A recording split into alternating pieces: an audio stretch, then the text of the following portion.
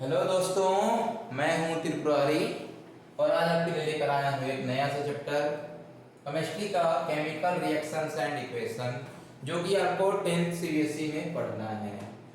ठीक है, अब आप आओ chemical reactions and equations. Chemical reactions क्या है, केमिकल इक्वेशंस क्या है, हम लोग को पढ़ेंगे इसमें। केमिकल रिएक्शन कितने टाइप्स के होते हैं और केमिकल इक्वेशंस कैसे लिखे जाते हैं, वो कितने टाइप के होते हैं। ठीक है क्या, वही पढ़ने वाले हैं आज हम इस पूरे चैप्टर में। केमिकल रिएक्शंस एंड उसके type, combination reaction, decomposition, displacement, double displacement and redox reaction यानी ऑक्सीडेशन एंड रिडक्शन। ठीक है क्या, और केमिकल इक्वेशन में टू टाइप्स का, उनका balance chemical equation, unbalance chemical equation. Balance कैसे करते हैं हम लोग वो भी पढ़ने वाले हैं इस पूरे चैप्टर में। तो आप लोग अच्छे से पढ़ना इस पूरे चैप्टर को ध्यान लगाकर। इसका शायद 2 पार्ट में बनाएंगे वीडियो, 2 या 3 पार्ट बनेगा। तो फर्स्ट पार्ट देखो कहाँ तक चलता है। ठीक है क्या, अब ध्यान से पढ़ना। अब आया केमिकल रिएक्शंस, आप इसे नोट कर लेना, इसलिए छोड़ ले लो पहले। हो गया, आ जाओ समझो। देखो, जब एक या एक से ज्यादा कंपाउंड मिलते हैं, रिएक्ट करेंगे, टूटेंगे, जुड़ेंगे, जो होना होगा होगा, तो एक नया चीज फॉर्म होगा। क्या, एक नया चीज फॉर्म होगा जो एक एक से ज्यादा हो सकता है। अब इसका क्या है, फिजिकल प्रॉपर्टी, केमिकल प्रॉपर्टी पूरा डिफरेंट हो गया पहले वाले से। ठीक है, आया समझ में। पहले का जो है वो एक नया चीज बन गया, जिसका नया फिजिकल प्रॉपर्टी, केमिकल प्रॉपर्टी भी चेंज हो गया। यानी फिजिकल प्रॉपर्टी बोले तो पहले कुछ और था, बाद में कुछ और बन गया। केमिकल प्रॉपर्टी उसका कुछ और केमिकल प्रॉपर्टी था, बाद में कुछ और केमिकल प्रॉपर्टी हो गया।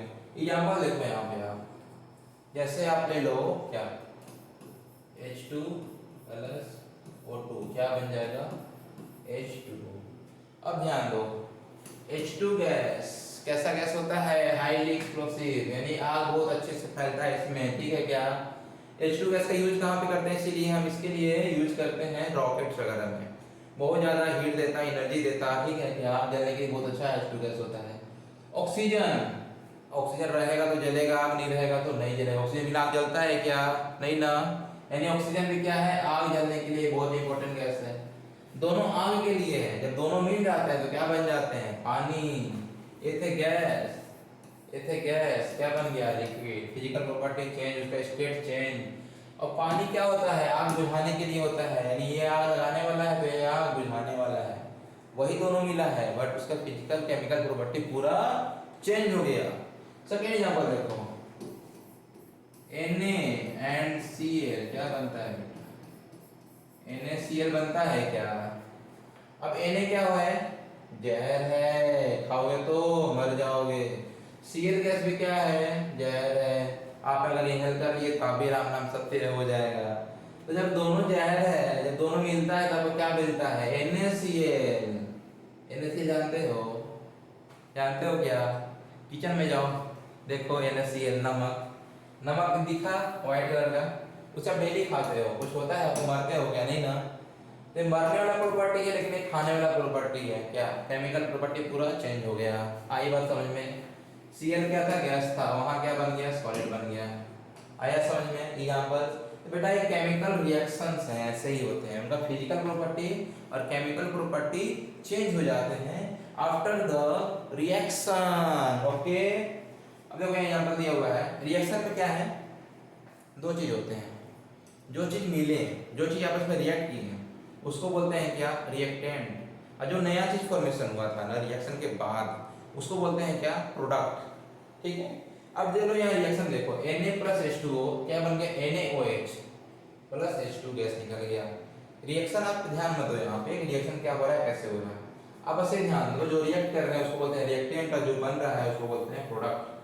ठीक है क्या, आगे बढ़े।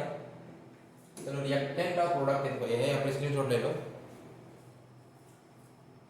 अब देखो रिएक्टेंट है, प्रोडक्ट। रिएक्टेंट क्या है, जो रिएक्शन में भाग ले रहे हैं उसे बोलते हैं रिएक्टेंट। प्रोडक्ट जो रिएक्शन के बाद बनते हैं उसे बोलते हैं प्रोडक्ट। ये तो बात समझ में आ गया। एक नया चीज देखो, रिएक्शन होने के बाद जो रिएक्टेंट होते हैं डिसअपीयर हो जाते हैं, गायब हो जाते हैं। समझे क्या, हम लोग लिए थे ना Na प्लस Cl क्या बन गया था, NaCl। अब NaCl जब बन गया, समझो एक बीकर है, उसमें Na मिला दो, Cl मिला दो, थोड़ी देर बाद देखोगे तो वहाँ नमक मिलेगा आपको, कोई वहाँ सोडियम नहीं रहेगा, कोई क्लोरीन नहीं रहेगा आपका, ठीक है क्या। वहाँ पे आपको नया चीज मिलेगा, नमक जिसको बोलते हैं NaCl, सोडियम क्लोराइड। यानी कि वो डिसअपियर हो जाते हैं बच्चों, वो डिसअपियर हो जाएंगे रिएक्शन के दौरान, जो रिएक्टेंट होंगे और जो प्रोडक्ट होंगे वो फॉर्म होते हैं, ठीक है क्या। आगे बढ़े, समझ में आया। अब चलो इसे बताओ, क्वेश्चन दिए हुए हैं, रिएक्टेंट कौन सा है, प्रोडक्ट कौन सा है। थर्ड क्वेश्चन बताओ, प्रोडक्ट क्या है, बताओ। देखो थर्ड क्वेश्चन में जो रिएक्शन ले रहा है उसके बाद जो बन रहा है क्या हुआ, प्रोडक्ट ये हो गया। अब मान लो फिफ्थ में रिएक्टेंट क्या है, जो भाग ले रहे हैं Zn प्लस Cl। फर्स्ट वाले में प्रोडक्ट क्या बन रहा, प्रोडक्ट हुए नहीं सर, आया बात समझ में, आगे बढ़ो। अब देखो एग्जांपल्स बेटा, केमिकल रिएक्शंस का हम लोग डेली यहाँ पर क्या क्या देखते हैं, रिएक्शंस कहाँ डे टू डे लाइफ में ना, ये रिएक्शंस होते रहेंगे, अपने बॉडी के अंदर होंगे, बॉडी के बाहर होंगे, प्लांट्स में होंगे, वातावरण में होंगे, हर जगह होंगे, ठीक है क्या। हर सारी चीज़ का एग्जाम्पल यहाँ दिया हुआ है, आप पढ़ लेना, अच्छे दिखते हैं आपको। तो हम लोग कहाँ कहाँ इसका हम लोग एग्जाम्पल देखते हैं, क्या है, फोटोसिंथेसिस कहाँ होता, प्लांट में होता, कंबस्शन आग जलाते हैं ना, CH कोई भी गैस, देखो LPG गैस जब जलता है वो चीज़ है यहाँ पे। कोई भी हाइड्रोकार्बन जब जलाएंगे तो क्या होता है, रिस्पायरेशन कहाँ होता है बेटा, रिस्पायरेशन होता है तुम्हारे अंदर होता है, रिस्पायरेशन होता है ऐसा, जब ऑक्सीजन लेते हैं, ग्लूकोज ब्रेक डाउन करता है ऑक्सीजन के प्रेजेंस में, तो क्या निकलता है, CO2 H2O और एनर्जी मिलता है। आगे पढ़ेंगे अभी। रस्टिंग जानते हो, रस्टिंग चित्ती लगना, जब गेट पे चित्ती लग जाता है ना, पुराना लोहा जिसमें पेंट नहीं किया रहता, चित्ती लग जाता है, उसे बोलते हैं रस्टिंग। कैसे लगता है, एक रिएक्शन आगे पढ़ेंगे। डाइजेशन क्या है, डाइजेशन होता है क्या, डाइजेशन जानते हो, बायोलॉजी पढ़ना है। जब बड़ा मॉलिक्यूल जब छोटा मॉलिक्यूल में जब ब्रेक डाउन करता है तो वहाँ भी केमिकल रिएक्शंस होते हैं, ठीक है क्या। ऐसे ब्रेक डाउन नहीं होता, तो ऐसे तो फिजिकली ब्रेक डाउन होता है, जैसे आप एप्पल लिए, एप्पल को खाया, दांत से चबाओगे तो फिजिकली ब्रेक डाउन हो रहा है। एक होता है केमिकली ब्रेक डाउन, अंदर जाएगा, प्रोटीन उसमें है तो प्रोटियोज एंजाइम मिलेगा, प्रोटियोज एंजाइम प्रोटीन को तोड़ेगा और अमीनो एसिड बनाएगा। मान लो आप स्टार्च है, स्टार्च में कौन सा एंजाइम लगेगा, अमाइलेज। एमाइलेज क्या करेगा, स्टार्च को माल्टोज में तोड़ेगा। माल्टोज क्या है, माल्टेज एंजाइम के प्रेजेंस में ग्लूकोज में टूटेगा, समझे क्या। ऐसी डाइजेशन हम लोग आगे पढ़ने वाले हैं, आगे चलो देखो। फर्स्ट क्या है, फोटोसिंथेसिस। फोटोसिंथेसिस में क्या होता है, प्लांट है, मान लो ये लीफ है, एक ग्रीन कलर का होता है, ये देखो एक प्लांट है, इसका लीफ है ऐसा, ठीक है क्या। लीफ में क्या होता है, क्लोरोफिल होता है। ऊपर से क्या आ रहा है, ये सन, सन है, सन कैसा होता, हेलो, ये सन भी है, ये सन से निकल रहा है क्या, सन एनर्जी मिल रहा है। अब देखो प्लांट क्या करता है ना, प्लांट क्या करता है, colour colour colour colour colour colour कैसा रखें, वायलेट। प्लांट क्या करेगा, क्लोरोफिल उसका तो होगा ही, सनलाइट के प्रेजेंस में ऑक्सीजन यहाँ क्या है वातावरण में, CO2 तो हम लोग गैस छोड़ते हैं श्वास द्वारा, CO2, और मिट्टी से क्या लेगा, H2O, जमीन से क्या लेगा, H2O। जब H2O और CO2 के प्रेजेंस में जब प्लांट यानी क्लोरोफिल सनलाइट के प्रेजेंस में क्या बनाता है, ग्लूकोज बनाता है, अपना शुगर बनाता है और ऑक्सीजन रिलीज करता है। अब बच्चों ये जो ऑक्सीजन रिलीज कर रहा है ना, ये नहीं करेगा तो क्या होगा, अगर प्लांट फोटोसिंथेसिस नहीं करेगा तो क्या होगा, हम जिंदा रहेंगे क्या, नहीं। हमें ऑक्सीजन कहाँ से मिलता है, यहीं से मिलता है ऑक्सीजन। अगर प्लांट नहीं रहेगा, अगर उसको पानी नहीं मिलेगा तो H2O निकालेगा क्या, नहीं ना।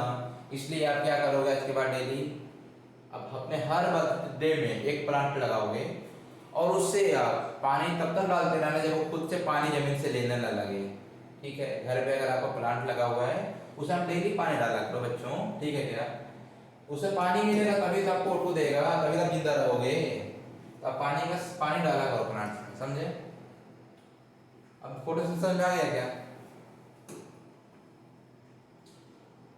अब देखो एक हाइड्रोकार्बन आग जलाना है इसमें, हाइड्रोकार्बन यानी कि आया समझ में। Hydro hydro and carbon, hydro यानी कि H, कार्बन यानी C।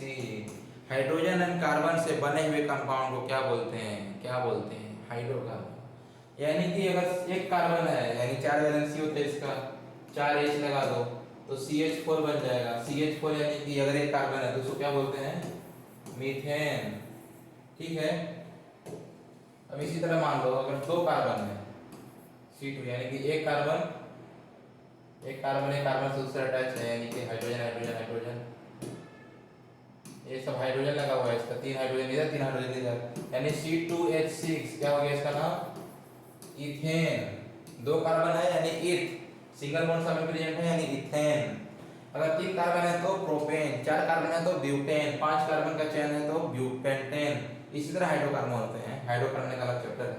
जब हाइड्रोकार्बन को जब ऑक्सीजन के प्रेजेंस में जलाओगे तो क्या होगा, आग जलेगा। पहले तो आग जलेगा तो लाइट निकलेगा। ठीक है। हाइड्रो में क्या है, H है, यहाँ पे क्या है, ऑक्सीजन है, H है और क्या है, ऑक्सीजन है। तो C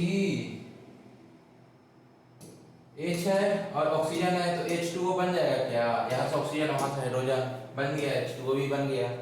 अब यहाँ पे C है, यहाँ पे ऑक्सीजन है तो CO2 बन जाएगा क्या, CO2 ही बन गया। आया समझ में क्या क्या बनेगा, बताओ रिएक्शन बताओ, याद करो यार, क्लास में याद करो। जब हाइड्रोकार्बन जब ऑक्सीजन जलेगा तो हाइड्रोकार्बन क्या है, हाइड्रोजन है कार्बन है, एक तो जलेगा तो हीट और लाइट निकलेगा ही निकलेगा। अब हाइड्रोजन ऑक्सीजन से मिलेगा तो H2O कार्बन और ऑक्सीजन मिलेगा तो CO2। याद हो गया रिएक्शन, आगे बढ़े। देखो रिस्पायरेशन, बच्चों रिस्पायरेशन जो होता है ना सेल्स के अंदर होते हैं, सेल्स के अंदर माइटोकॉन्ड्रिया, कोई सेल है ना, कोई सेल के अंदर डबल मेम्ब्रेन जो माइटोकॉन्ड्रिया होते हैं, माइटोकॉन्ड्रिया में ऑक्सीसोम, वहाँ पे रिस्पायरेशन प्रोसेस चलता है। यानी इसीलिए इसका नाम दिया सेल के अंदर, इसलिए सेलुलर रिस्पायरेशन। उसमें क्या होता है, ग्लूकोज ब्रेकडाउन होते गया, ब्रेकडाउन होने के बाद ग्लूकोज चला गया सेल में, ग्लूकोज हो गया जमा। अब ग्लूकोज कैसे ब्रेकडाउन करेगा, जब उसके पास ऑक्सीजन जाएगा। ठीक है क्या, ऑक्सीजन हम लोग सांस लेते हैं, ऑक्सीजन गया, अब वो क्या ब्रेकडाउन होगा, ब्रेकडाउन होगा तो क्या निकलेगा, कार्बन डाइऑक्साइड। याद है क्या आपको, याद नहीं करना है, आप सांस छोड़ रहे हो ना, रिस्पायरेशन, यही रिस्पायरेशन है। ऑक्सीजन लिए, वो ब्लड के थ्रू गया, हर सेल में गया, वहाँ माइटोकॉन्ड्रिया में गया, वहाँ ब्रेकडाउन हुआ, वहाँ से CO2 बाहर निकल गया। एक CO2 निकलता है, एक वाटर में निकलता है। अच्छा, सांस द्वारा वाटर में निकलता है क्या, याद है क्या आपको, याद नहीं करने का, ठंडा में देखे हो क्या, करते हो तो धुआं निकलता है, क्या है वो, वाटर है। अब चश्मा, रजनीकांत मूवी देखे हो क्या, चश्मा ऐसे निकलता है, रजनीकांत ऐसे साफ करता है, मतलब क्या है वो पानी यूज निकल रहा है, श्वास से पानी भी निकलता है, क्या पानी भी निकलता है, याद रहेगा अब। और साथ में एनर्जी निकलेगा, हीट निकलेगा, हीट निकलता है। अब देखे हो ना, आँख में कुछ पड़ जाता है तो मम्मी बोलती है अपना आंचल लाती है, फूकती है, आँख में लगाती है। आप खुद देखो कुछ पड़ गया, हैंकी निकालोगे, हैंकी निकाल के गर्म करोगे, आँख में लगा लोगे, यानी आँख को गर्म करता है वो, ताकि वो जो गंदगी पड़ा वो ठीक हो जाएगा। यानी कि इसमें एनर्जी तो मिलेगा ही भाई आपको, मेन तो रिस्पायरेशन का रोल ही यही होता है, एनर्जी के लिए हम लोग ग्लूकोज को तोड़ रहे हैं तो एनर्जी तो मिलेगा ही, साथ में हीट भी निकलेगा, वाटर निकलेगा, CO2 निकलेगा। आया बात समझ में, रिस्पायरेशन। रस्टिंग, रस्टिंग क्या है, जंग लगना। जब आयरन का 2 चीज चाहिए रस्ट लगने के लिए, ऑक्सीजन चाहिए और एक वाटर चाहिए। यानी कि Fe, आयरन हो गया Fe, उसको क्या चाहिए, ऑक्सीजन की प्रेजेंस में यानी O2, और वाटर रहेगा, वाटर प्रेजेंस में यानी मॉइस्चर भी हो सकता है वाटर में, तो क्या बन जाएगा, उसका ऑक्साइड बन जाएगा Fe2O3। इसको बोलते हैं क्या, रस्ट, उसको बोलते हैं रस्ट। ठीक है क्या, रस्टिंग, इस प्रोसेस को बोलते हैं जंग लगना, रस्टिंग बोलते हैं। अब इससे बचाने के लिए आप क्या करोगे, इस जो लोहे है ना, यहाँ पे आप पेंट कर दो, इस पे लोहे पे आप पेंट कर दो, पेंट कर दोगे तो किससे बच जाएगा, ये आपका वाटर से बच जाएगा, वाटर इसके अंदर जाएगा ही नहीं तो रस्ट लगेगा ही नहीं। ठीक है क्या, सेफ रह जाएगा, इसलिए आप देखे होंगे लोहे के सामान को पेंट किया जाता है रस्टिंग से बचाने के लिए। डाइजेशन देखो क्या बताया था स्टार्टिंग में, माइक्रो मॉलिक्यूल जब टूटते हैं, माइक्रो मॉलिक्यूल में, बड़ा मॉलिक्यूल जब टूटते हैं छोटे मॉलिक्यूल में, तो केमिकली देखना है, यानी कि प्रोटीन, स्टार्च एंड लिपिड, ये बड़ा बड़ा मॉलिक्यूल है, ये जिससे बने हैं वो टूटेंगे। जिससे आपको घर तोड़ना है, घर तोड़ोगे तो फाइनली क्या मिलेगा, स्मॉलेस्ट यूनिट ईंट मिलेगा, ब्रेक मिलेगा। उसी तरह प्रोटीन किससे बने होते हैं, अमीनो एसिड के, building block of amino acid. ऐसे अमीनो एसिड होते हैं 20 एसेंशियल अमीनो एसिड मिलकर प्रोटीन बनाते हैं। तो कोई भी प्रोटीन टूटेगा अमीनो एसिड निकलेगा आपका, ठीक है क्या। स्टार्च है, खाया होगा प्लांट वाला सब चीज, तो प्लांट से नहीं मिलता तो स्टार्च मिल जाता है। अब स्टार्च क्या है, माल्टोज, माल्टोज मिलकर स्टार्च बनता है। माल्टोज कैसे बनता है, ग्लूकोज, ग्लूकोज मिलकर स्टार्च बनता है। यानी स्मॉलेस्ट यूनिट क्या है, ग्लूकोज। तोड़ना है, तोड़ने के लिए अमाइलेज एंजाइम लगा दो माल्टोज बनेगा, माल्टोज एंजाइम लगा दो ग्लूकोज टूट जाएगा। एज देखो, एज यानी कि एंजाइम है, एज एंजाइम है। अब प्रोटीन को तोड़ने के लिए प्रोटीज एंजाइम, लिपिड को तोड़ने के लिए प्रोटीडेज एंजाइम। लिपिड बना होता है फैटी एसिड और ग्लिसरॉल से, यानी कि एक ग्लिसरॉल रहता है बेटा ऐसे, उसमें 3 क्या है, फैटी एसिड ज्वाइन होते हैं, ठीक है। ए आपका हो गया फैटी एसिड ग्लिसरॉल, ऐसे लिपिड टूट जाएगा प्रोटीन एंजाइम से। आया समझ में, हो गया डाइजेशन। अब कैसे पहचानोगे कि यहाँ पे केमिकल रिएक्शन हो रहे हैं, आया ना बात। तो आपको बताया होता नहीं कि सर जी मैं यहाँ केमिकल रिएक्शन हो रहा हूँ, मैं हो गया हूँ। आपको तो कुछ देख कर ही पता चलेगा। तो उसमें कुछ चेंजेस होते हैं। चेंजेस क्या होते हैं, उनका स्टेट चेंज हो सकता है। यानी कि सॉलिड अगर है आपका रिएक्टेंट में, तो इधर क्या हो जाएगा, कुछ लिक्विड हो जाएगा या गैस हो जाएगा। अगर गैस है तो क्या हो सकता है, लिक्विड हो सकता है या सॉलिड हो सकता है। अगर आपका क्या हो गया, लिक्विड है तो या तो आपका सॉलिड हो सकता है, गैस होता है। ये आपका हो गया है क्या, चेंज इन स्टेट। आया बात समझ में। अब है क्या, change in colour. Change in colour यानी स्टार्टिंग में कलर कुछ और रहेगा, रिएक्शन होने के बाद कलर कुछ और बन जाएगा, चेंज इन कलर हो गया। Evolution of gas, evolution of gas यानी इवोल्यूशन यानी निकलना, गैस निकल रहा है। तो ऐसा कोई भी रिएक्शन जिसमें आपका गैस निकल रहा है तो आपका हो गया रिएक्शन, केमिकल रिएक्शन हो गया। चेंज इन टेम्परेचर, कोई केमिकल रिएक्शन जिसमें कि आपका टेम्परेचर चेंज होगा, या तो बढ़ेगा टेम्परेचर या तो टेम्परेचर घटेगा, तो केमिकल रिएक्शन होने। बढ़ने का टेम्परेचर पता है क्या, चलो बताते हैं आगे। आप घर में देखें चूना, चूना देखे हो, चूना लगाते हैं घर में, पुताई करवाते हैं। गांव वाले जो लोग होंगे समझ जाएंगे, कुछ लोग तो किए भी होंगे, यार हम भी किए हैं, हम भी गांव वाले ही हैं। तो क्या होता है, चूना लाते हैं मार्केट से, उसे पानी में डाल देते हैं 4 से 5 घंटा पहले। अब पानी ना एकदम खौलने लगता है, इतना हीट निकलता है इसमें, इतना हीट निकलता है कि पानी खौलने लगता है। क्या, चूना, CaO, इसको बोलते हैं क्विक लाइम, क्विक लाइम चूना, ठीक है क्या, चूना। चूना से क्या होता है, चूना को जब पानी में डालोगे तो बहुत ज़्यादा हीट निकलेगा, ठीक है क्या। तो वही हो गया चेंज इन टेम्परेचर, यानी वहाँ पे केमिकल रिएक्शन होता है। डिक्रीज इन टेम्परेचर कहाँ देखे हो, आप चिंगम खाए हो, चिंगम की मिंट फ्लेवर, ठीक है, मिंट होता ही है उसमें। कितना भी गर्मी में खाओ चिंगम, आपको मुंह में ठंडा लगेगा, क्यों, क्योंकि उसमें मिंट होता है।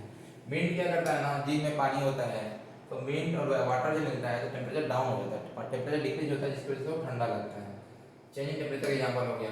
फॉर्मेशन ऑफ प्रेसिपिटेट, प्रेसिपिटेट जानते हो बच्चा, प्रेसिपिटेट यानी कि सॉलिड है वो नीचे बैठ जाता है। कोई बीकर है, कोई रिएक्शन हो गया, रिएक्शन होने के बाद जो चीज़ नीचे बैठ गया ना, कुछ बैठा हुआ चीज़ मिल रहा, यानी इसको बोलते हैं क्या, प्रेसिपिटेट। नीचे कुछ बैठा चीज़ मिल गया यानी कि वो भी हो गया, रिएक्शन हो गया। इसी चीज़ को आगे दिखाया गया है, चेंज इन स्टेट।